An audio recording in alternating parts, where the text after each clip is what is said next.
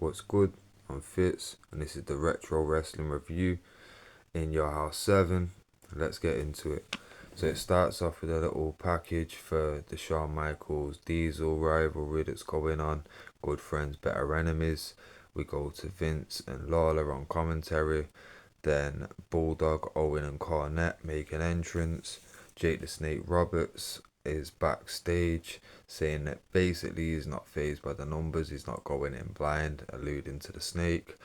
He gets to the ring, pulls the snake out of the bag, and Jim Cornette faints. I thought this was great. This is great shithouse heel work from Jim Cornette. Um, the referee forces Jake to take the snake backstage. Jim Cornette gets woke up. He's basically crying and moaning about it. It's really selling the fact that he just fainted. Jake then comes back out with Ahmed Johnson. The crowd are actually really going crazy. Like, they're really into this. Like, they really want to see this tag match now. So we get Owen Hart and British Bulldog versus Jake the Snake Roberts and Ahmed Johnson.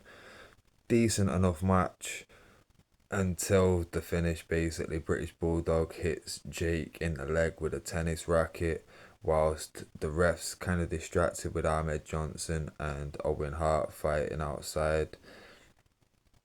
Then Bulldog puts Jake into a weird like standing leg lock, and Jake submits, but this is before the tap out as well, so there's no tap out, it's just the old school submission if you gotta trust the ref. So yeah, it wasn't the best finish. Um, then we get a superstar line spot. Wildman Mark Mero and 123 Kid are on the respective lines from the I think it was the pre-show match or whatever. Um, they used to call it free for all. But then we get Goldust and Ultimate Warrior for the Intercontinental title. Now, this wasn't even a match, so a lot of bullshit. I'm just gonna skim over the highlights. Goldust runs away. Warrior gets Marlena's chair and the robe and that, puts that in the middle of the ring, sits there smoking a cigar. Goldust then gets on mic and threatens to kiss everybody in the arena. Warrior then basically offers Goldust the robe and a seat. Goldust then takes it. Warrior then takes the cigar back off Marlena, starts smoking it. When Goldust offers his hand to Ultimate Warrior, Ultimate Warrior very slowly puts the cigar out on his hand. Like, Goldust really should have known what was gonna happen. Uh, yeah. Then we get a quick clothesline on Goldust, who falls out of the ring. He then takes Marlena and starts leaving. It's a count out. I don't remember hearing the bell ring, but there's a count out and that's it. So Ultimate Warrior then beats up Goldust's fat bodyguard. Not a match. Couldn't really give it a rating. Oh, and for Owen and Bulldog, I'm giving that a 2.5 star. Considering what I've just watched, yes, it's 2.5 star. Um, Then we get a backstage section where we've got British Bulldog with Owen Hart going mad outside Shawn Michaels' locker room. Two officials are like stood in front of them trying to calm them down. Doc Hendricks is explaining that he overheard something to do with Bulldog's wife, Diana, obviously Owen's sister. Yeah, obviously that's always, I know where it's going, but that's all it says there, so we'll leave that there. Then we get Razor versus Vader. Vader's obviously with Jim Cornette. This, I'm not gonna lie, decent enough match.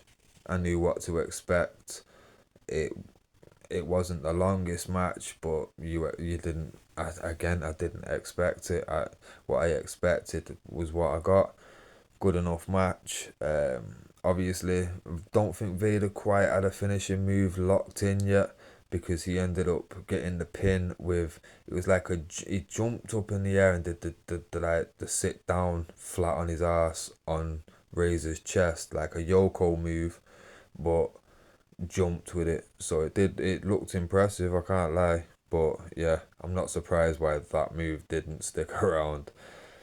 Then we get Doc Hendricks at ringside to tell him that basically Vader, now that he's won that match, will face Yokozuna at the next In Your House. So maybe that move was just to make people think about Yoko and tease it, so it got the reaction that it did. Then we get an AOL online spot with Paul Bearer and The Undertaker stood behind him. It just doesn't. It was like just trying to be cartoonish and goofy for the sake of it. I think it was meant to be funny or something, but yeah. Then we get the old school merch spot. This week we've got Undertaker, Ultimate Warrior, and Shawn Michaels embroidered shirts. So they just got little logos embroidered on the pocket. Yeah, and Warrior hats. Really cheap, tacky looking stuff. I'm not gonna lie. It actually looked like a step down from what they've been selling. Um, then we get a Godwins versus Body Donners tag team match. Body Donners are with Sonny. It's the tag team titles. Ends up with Sonny distracting Phineas by giving him a picture. Phineas is clearly besotted. He loves Sonny. He wants Sonny now. And whilst the distractions going on, the Body Donners do what I suppose today's audience would call twin magic. So where, because they both got the blonde hair, the same tights, and that one's rolled out of the ring and the other one's rolled in. Obviously, logically, it doesn't really work because they're not twins. They don't really even look alike other than the same hair and trunks.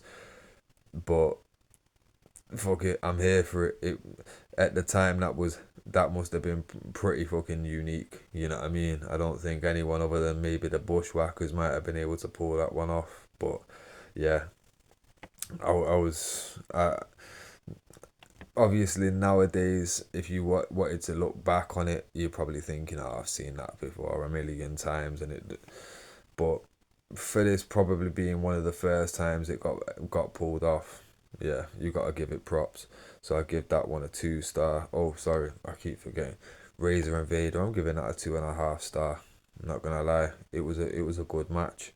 This one, not too bad of a match, but I was never much of a fan of the Body Donners or the Godwins. But yeah. Then we get Doc Hendricks backstage, basically with Wildman Mark Mero. He's being told that he's gonna face Triple H at the next In Your House.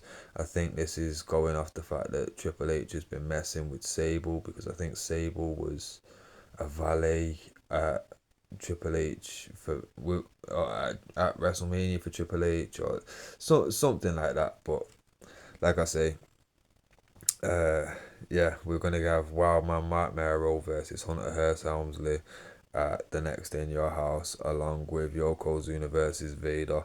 So it's good that we're actually finding out some of the matches beforehand. And I'm not gonna lie, the British Bulldog outside Shawn Michaels locker room kind of lets you know that's another match that will probably be going on at the next In Your House. So I do like the fact that they're really getting into the fact of let's build some storylines here in it, and it obviously would have used Raw to elevate the story slightly as well. Then we get a Shawn Michaels Diesel package explaining how they were friends and how they're not. Yeah, then we get the match, world title match, no holds barred. They really make the most of that. A lot of weapons, a lot of pretty cool spots, pretty innovative spots for the time as well. For example, Diesel power bombed Shawn Michaels through a table at ringside. Now this was the old wooden table with just a cloth over the top of it and a bunch of monitors on there. Like it did look pretty stiff. I'm not gonna lie, it did look pretty stiff. Obviously, at that point, I don't think many people have been put through a table. Someone might have jumped on through a table or whatever, but not many people. I don't know how many people would have been power bombed through a table at that point. Let's just put it that way. Um, Another cool spot. Diesel takes Mad Dog Vachon, who's Luna Vachon's dad, who's in at ringside, but in the audience. But he grips him, takes his prosthetic leg or prosthetic foot, yeah, takes that into the ring, and obviously that's still now. I've seen some crazy stuff in wrestling, but still now that's a wild weapon to be using, somebody's prosthetic leg that you just knocked out to take. But yeah, Sean ends up hitting a low blow. It's no holds barred, obviously. No worry from the ref. He then takes the prosthetic leg, hits Diesel with it, and then sets him up for the Sweet Chin Music. Hits the Sweet Chin Music. 1, 2, 3. Gotta say, the best Diesel in your house match that I've seen so far, anyway. I'm gonna give that one a 3 star. So, like I say, overall, pretty decent. I'll give it a 2.5 star for the first match. Goldust and Warrior doesn't count. 2.5 star, 2 star, and a 3 star. This has got to be the best in your house so far. But I did say on the last one, they're all pretty much uphill now. Like, we're there, you know what I mean? We're at the height now, and it just keeps going up and up and up, and it just keeps getting better. The first couple, bit of a slog. There's a few innovative ideas in there, but now we're getting to the real top stuff. If I can remember correctly, within the next 1 or 2 events, we've got Mankind. We've got, yeah, man, yeah, it's gonna be good. It's gonna be good. I'm looking forward to it. But yeah, like, subscribe, all that stuff. Catch you on the next one.